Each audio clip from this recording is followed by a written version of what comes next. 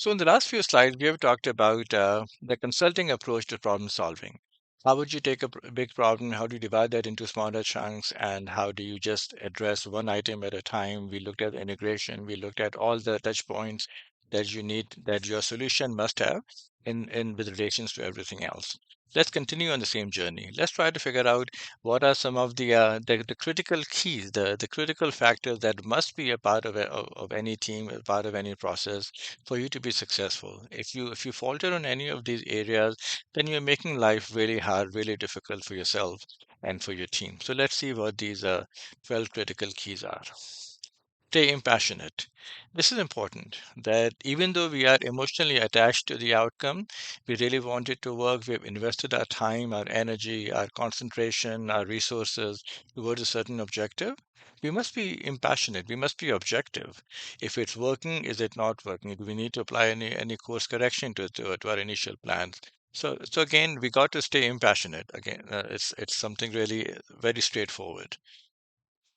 And then assign equal weight to all sources. Another, again, something that happens within organizations. One example of this would be that if there's feedback coming from the executive suites or coming from the line managers or coming from the workers themselves, we tend to give more weight, more credence to the feedback coming from the executives without realizing that the feedback that comes from the workers whose hands are on the keyboard, whose feet are on the ground, that's the one that carries the most weight in terms of trying to understand what the processes are and what the pain points are. So again, we must assign equal weight to the feedback coming from everyone and focus on problem solving and not on finger pointing. This is a critical aspect of any develop, whether it's development, whether it's collaboration, whatever it might be. If you're working as a team, the moment we start finger pointing, then people become defensive. They don't come forward when something is going off the track. They don't report with the fear that they'll be looked upon as their failure. We want people to report any shortcoming. We want them to come forward, tell us what happened, tell us why it happened, tell us what they're doing about it to put us back on the track. This is really important. These discussions, the key must be towards with the objective to solve the problem and not to assign responsibilities or the blame. There's a time for that. There's a time and place for that, but in the midst of it is not the time. We are where we are. How we got here really is not important. It's important for us to know that so we could maybe avoid and prevent the same missteps again. But what's more important is for us to have the right path to go forward. The moonshots are allowed, but do include the pathway. So some of the ideas could be monumental, could be huge, could be a resource draining. Right, and it's entirely possible for those to be a part of our list as well. So yeah, those are maybe supposed moonshots, very hard to achieve. But then again, we need them, right? We need them to stay passionate on the project, to be able to continue with the energy and the drive and motivation. So moonshots are allowed, but do include the pathway. And here by moonshot, of course, I'm using the terminology that was coined when John F. Kennedy, back in the early 1960s, soon after he became the president, responding to Russia's Sputnik project. When Russia was the first country to send a man into the space, America then responded by saying, "We want to be the first country to land humans on Moon." And this was, I believe, in mid 1961 is when JFK made the speech. Um, Really a inspiring speech.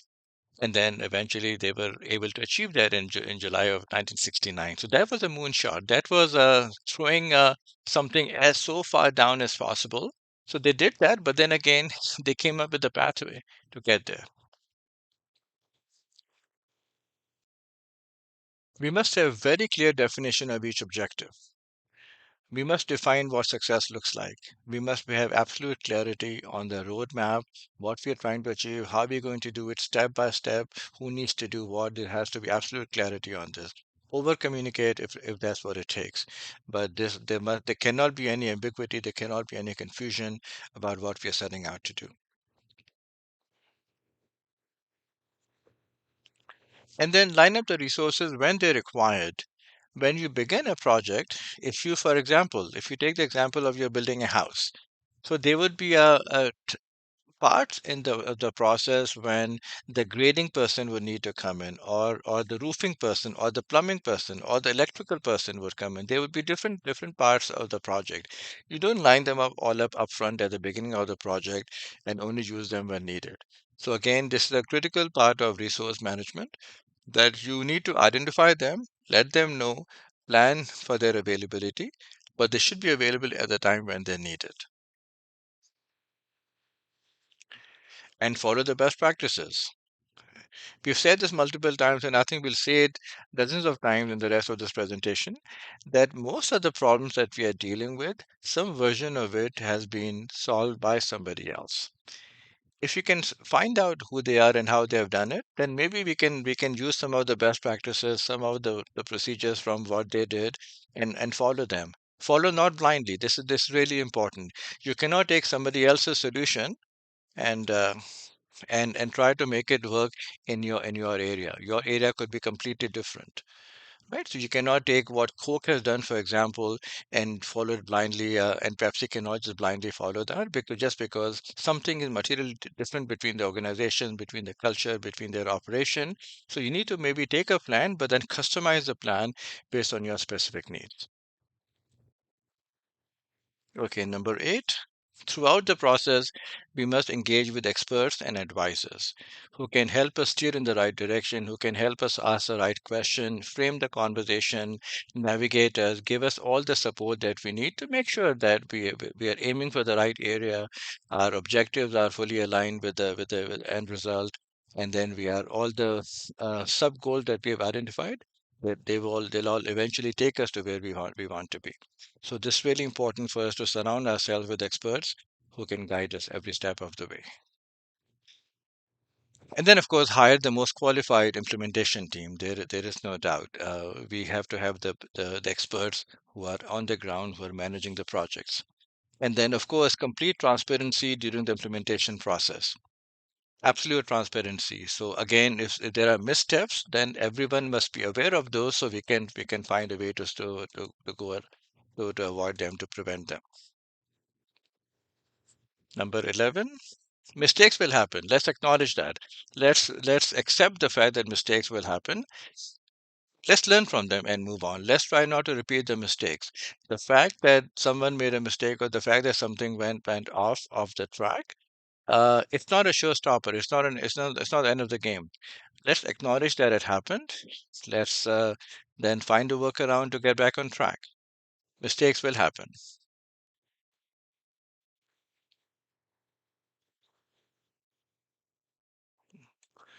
And